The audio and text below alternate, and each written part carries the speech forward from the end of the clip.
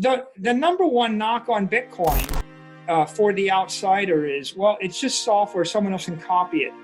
And I think Bitcoiners, they don't do themselves justice here. I mean, sometimes I think the exchanges and some of the others, they over promote the fact that there's 237 different crypto pairs you can trade.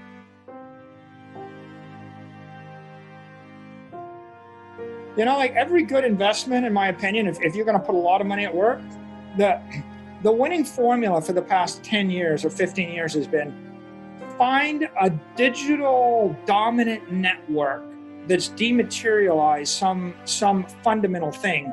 The mobile network is Apple, the information network at Google, the video network, YouTube, you know, the social network, Facebook, even Twitter, speech network, dematerialized, and Amazon, the retail network.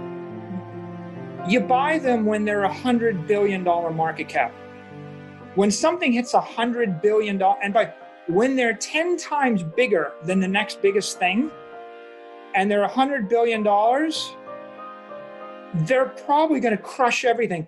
And at that point, like, you know, I remember lecturing Wall Street guys in 2011, 2012 about Apple. You know, and here's what they said. They said, well, we know you love Apple and you think it's going to beat the world. But, you know, our idea is if Apple goes up too high, we're going to sell the stock and we're going to buy HP and Dell so we can diversify your computer portfolio. And then if all your tech names, if Apple and Amazon and Facebook go up too much, we're going to sell those so you don't get too much in technology. So in this entire crypto area, it's great to have all the innovation, and it's good to experiment with this and that and DeFi, and maybe that'll work, and maybe that'll work, and maybe that'll work.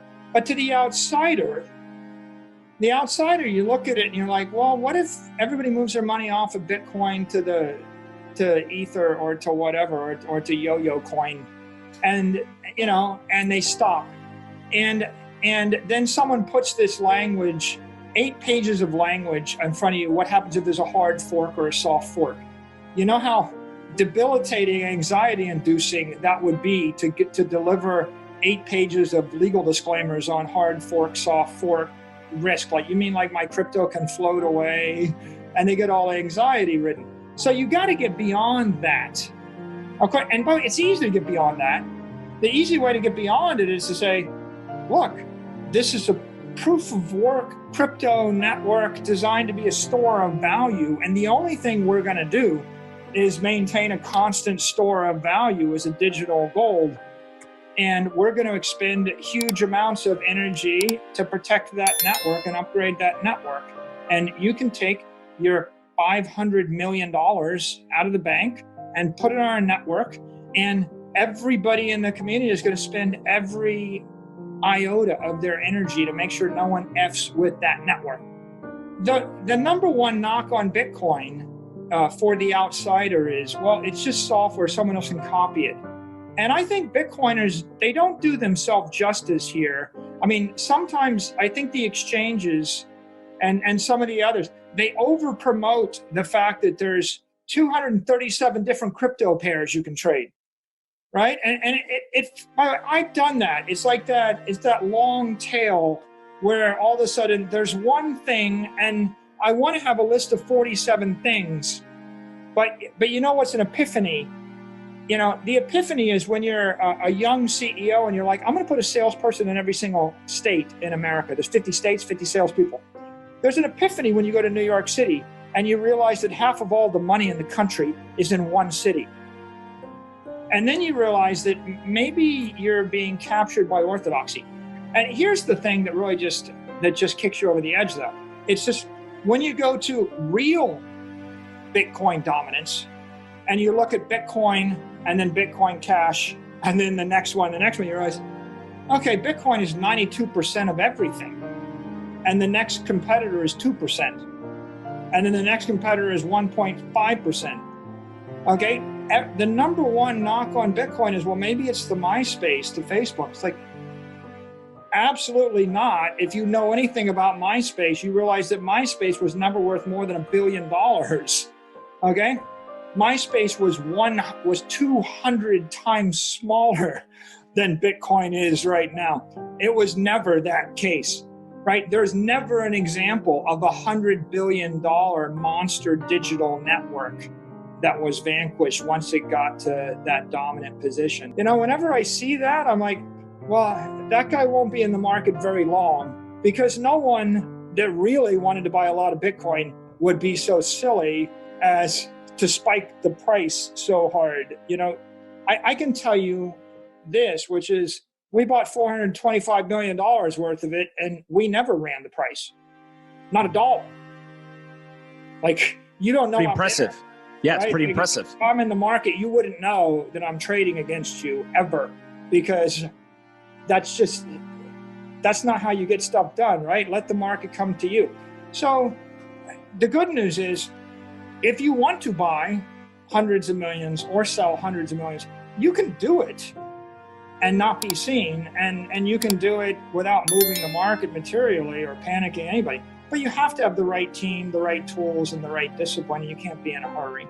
So all you got to do is see that chart, and then you think about the dynamic and the network effect, and you're like, this is already won, right? It's won. It's been tested, and you know. And by the way, the hard forks, I think, are a big advantage.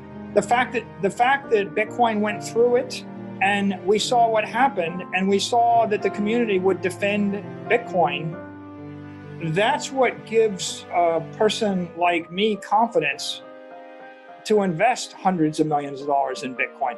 I don't want to hear that you've got a new idea and you're upset over transaction fees and you would like to implement smart contracts, so you got to change everything. I don't want to hear that. I want to hear that you're going to defend the network to the death against someone that's going to break it or compromise it in any way, shape, or form. It's in thousands or tens of thousands or 100,000 plus small transactions, day and night, minute by minute, over the course of many days. So it's not like we're going in.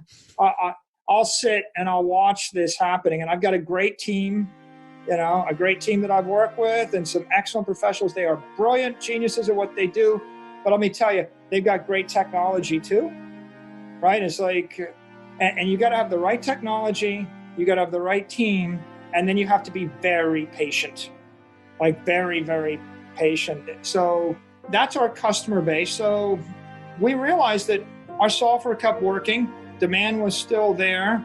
Everything is smooth. And in fact, the great thing about software is software you can ship even, over the internet. All of our services went remote. So our value proposition's intact. And the surprise for us is our productivity went through the roof and our cost structure compressed. All of a sudden, $20 million a year of flying around in airplanes went away. And $10 million worth of trade shows and $20 million worth of marketing things went away, but the customer and demand didn't go away. So we actually found that we were much more efficient. So bottom line is, yeah, we got that black swan event, but that black swan event actually kicked us into a high gear of productivity. And so that was the positive on the P&L side. We realized that we were going to generate more cash. And there was no real rational business plan where I take $200 million and I spend it to make the business better. I can burn it to make but I can't spend it to make the business better.